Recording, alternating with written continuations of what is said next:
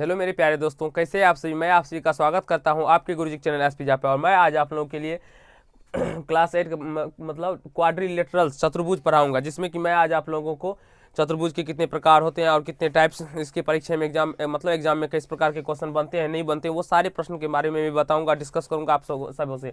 अगर आप लोगों ने मेरा पार्ट थर्ड है, अगर आप लोगों ने पार्ट 1 और पार्ट 2 नहीं देखा तो उसको देख लीजिए, क्योंकि मैंने पार्ट 1 में आप लोगों को पॉलीगन के बारे में बताया था, जिसमें कि बहुभुज के सम बहुभुज, उत्तल बहुभुज, विषम बहुभुज और इस प्रकार के जितने भी थे बहुभुज के बारे में मैंने बता दिया था, डिटेल में एक्सप्लेन कर दिया था। और उसके बाद पार्ट 2 में हम लोग ने 3.1 के सारे प्रश्न को सॉल्व किए थे। आज हम लोग क्वाड्रिलेटरल्स चतुर्भुज के बारे में पढ़ेंगे और इसके जितने भी प्रश्न बनते होंगे एग्जाम में, चाहे कोई भी एग्जाम में आप प्रश्न उठा के ले लेंगे, अगर मेरा इस थ्योरी से अगर बाहर चला गया क्वेश्चन तो फिर मैं पढ़ाना छोड़ दूंगा, मैं गारंटी देता हूँ। क्यों? क्योंकि मुझे विश्वास है अपने ऊपर, क्योंकि मैं कभी भी अगर बच्चों को पढ़ाता हूँ तो वो लेवल ही मैं इतना हाई करके पढ़ाता हूँ, क्योंकि जो हर एक बच्चे को समझ में भी आ जाए और उसका कंसेप्ट भी क्लियर हो जाए और उसका प्रश्न भी एग्जाम में नहीं छूटे। तो सबसे पहले आज हम लोग क्वाड्रिलेटरल्स को समझेंगे जी, क्या होता है और नहीं होता है। तो सबसे पहले आज हम लोग समझेंगे क्वाड्रिलेटरल्स यानी कि चतुर्भुज। चतुर्भुज होता क्या है, नहीं है, ये सभी के बारे में पहले आप लोग हमारे ऊपर ध्यान से फोकस करके देखेंगे और समझने का प्रयास करेंगे क्या होता है क्वाड्रिलेटरल्स। चतुर्भुज चार भुजाओं से बंद आकृति को चतुर्भुज कहते हैं, या चार रेखाखंड की सहायता से बनी आकृति को हम चतुर्भुज कहते हैं। आप जो भी एग्जाम मतलब परिभाषा आपकी डिफिनेशन इस प्रकार से बने वो आपको याद रख लेना है। याद इस चतुर्भुज से डायरेक्टली आपका परिभाषा खुद निकल के याद आता है, चार भुजा। तो चार भुजाओं से बंद आकृति को क्या कहते हैं हम लोग? चतुर्भुज कहते हैं। ठीक है, अच्छे से सुनिएगा तो आपको मैं इस वीडियो के अंदर ही याद करवा दूंगा। चार भुजाओं से घिरे क्षेत्र को चतुर्भुज कहते हैं, ये मैंने लिखा। अब चतुर्भुज के चार देखिए, त्रिभुज के तीनों कोण का योग 180 डिग्री होता है, ये तो आप सभी बच्चे को जानते होंगे।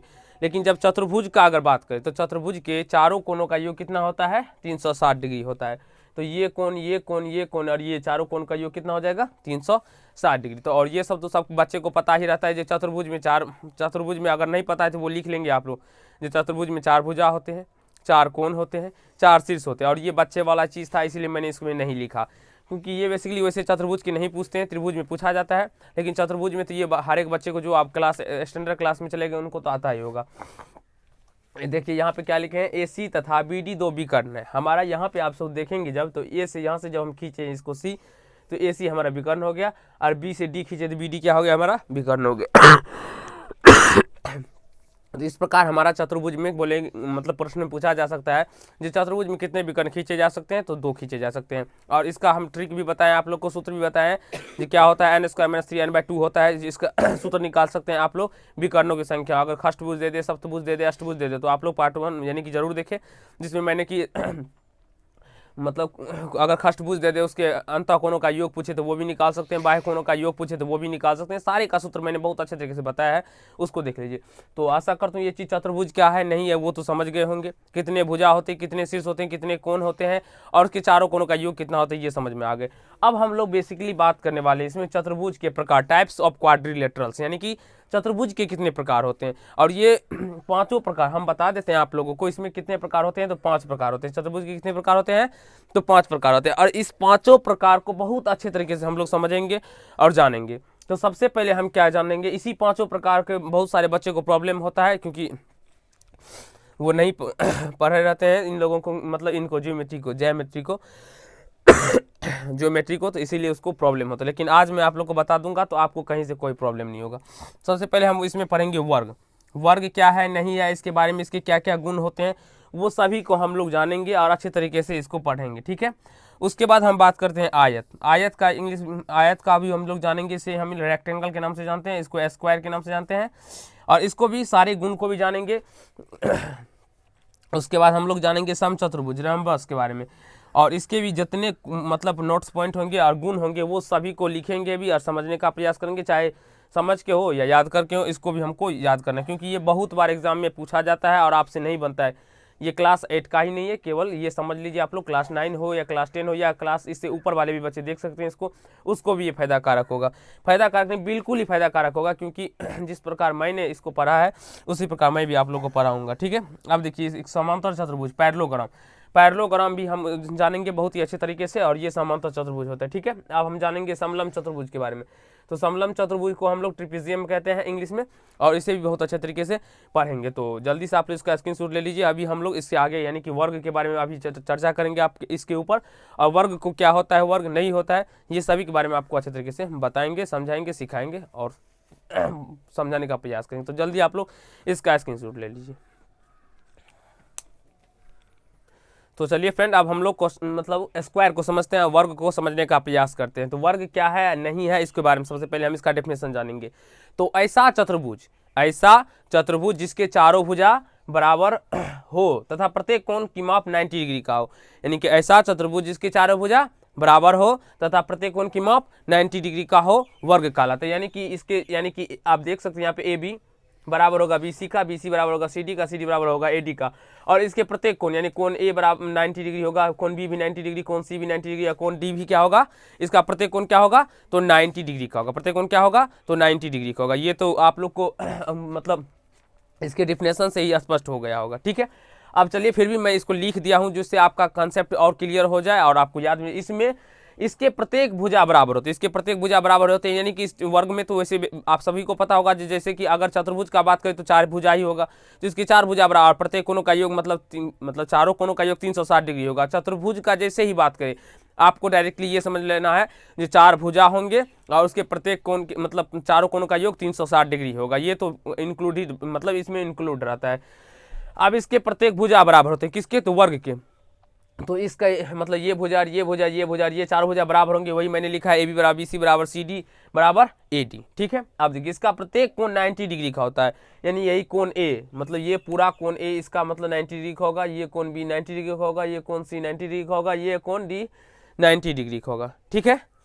अब समझिए यहाँ पे इसके प्रत्येक विकर्ण बराबर होते हैं। यहाँ से जो विकर्ण हम देखिए चतुर्भुज में मैंने आप लोग को इससे पहले अभी तुरंत ही बताया जो विकर्ण 2 खींच सकते हैं, चतुर्भुज में विकर्णों की संख्या 2, तो लेकिन इसमें क्या होता है तो विकर्ण बराबर होते हैं, यानी कि AC की लंबाई अगर 5 सेंटीमीटर है तो BD की लंबाई भी हमारा कितना होगा 5 सेंटीमीटर ही होगा। कैसे होता है क्योंकि इसका प्रत्येक भुजा बराबर होता है जिसके कारण से इसके विकर्ण भी बराबर होते हैं, समझ में आ रहा है ना।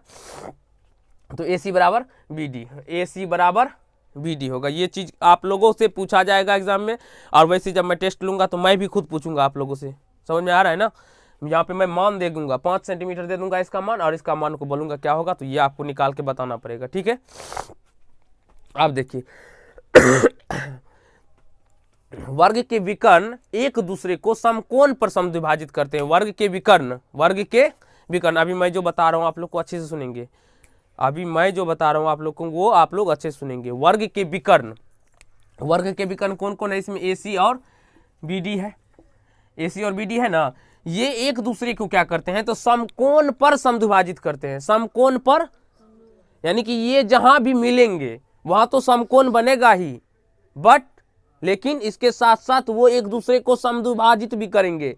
समद्विभाजित करने का मतलब बराबर बराबर हिस्सों में काटेंगे, यानी कि यहाँ पर जो इस पॉइंट पे कहने का मतलब ये हुआ, इस पॉइंट पे जो मिल रहा है हमारा ये AC और BD, यहाँ पे 90 डिग्री का एंगल बनेगा, यहाँ पर भी 90 डिग्री का एंगल बनेगा, यहाँ पर भी 90 डिग्री का एंगल बनेगा, और यहाँ पे भी 90 डिग्री का एंगल बनेगा। और मैं आप लोगों को बता दूं जो A और ये O जो होगा बराबर होगा B और C के, ठीक है। B और O जो होगा बराबर होगा O और D के, ये चारों यानी ये चारों क्या होगा बराबर होगा। इसी को मैंने यहाँ पे लिखा है कोण AOB यानी कि ये वाला कोण, ठीक है, बराबर कोण BOC, तो BOC यानी कि ये वाला कोण, ठीक है।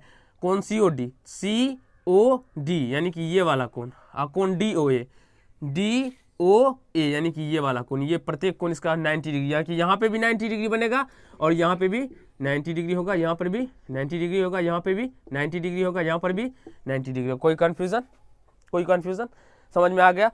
और इसके बाद OA बराबर OB बराबर OC बराबर OD, OA यानी कि यहाँ से यहाँ तक जितना लंबाई होगा उतना ही लंबाई इसका भी होगा, उतना ही लंबाई इसका होगा, उतना ही लंबाई इसका होगा। अगर हम OA 2 सेंटीमीटर दे दे, या OA बोले या AOA बोले, जो बोले 2 सेंटीमीटर दे दे, तो हमारा इसका विकर्ण कितना हो जाएगा AC, क्योंकि ये 2 सेंटीमीटर तो ये भी 2 सेंटीमीटर, तो AC हो जाएगा 4 सेंटीमीटर हो जाएगा ना, AC 4 सेंटीमीटर हो जाएगा। तो BD हमारा BD अगर आपसे पूछ ले हम तो BD भी 4 सेंटीमीटर हो जाएगा। कैसे 4 सेंटीमीटर हो जाएगा, क्योंकि इसके विकर्ण आपस में बराबर होते हैं। अगर हम BD ना पूछ के OD पूछ ले तो वो भी हमारा 2 सेंटीमीटर होगा। कैसे, क्योंकि OD तो 2 सेंटीमीटर होगा, क्योंकि ये चारों विकर्ण समकोण पर समद्विभाजित करते हैं। तो आशा करता हूँ वर्ग के जितने भी नोट्स पॉइंट होंगे वो आपको क्लियर हो चुका होगा, और इसके जितने भी बेसिक पॉइंट थे वो मैंने आप लोग को बता दिया। अब इसमें कहीं से कोई प्रॉब्लम आप लोगों को नहीं होना चाहिए।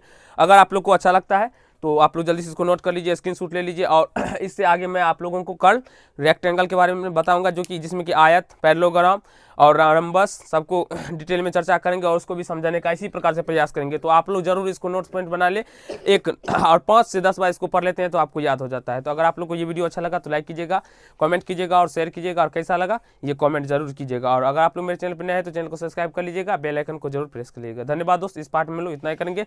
नेक्स्ट पार्ट में, पार्ट 4 में हम लोग रम्बस, रेक्टेंगल और पैरेललोग्राम सबको पढ़ेंगे। धन्यवाद।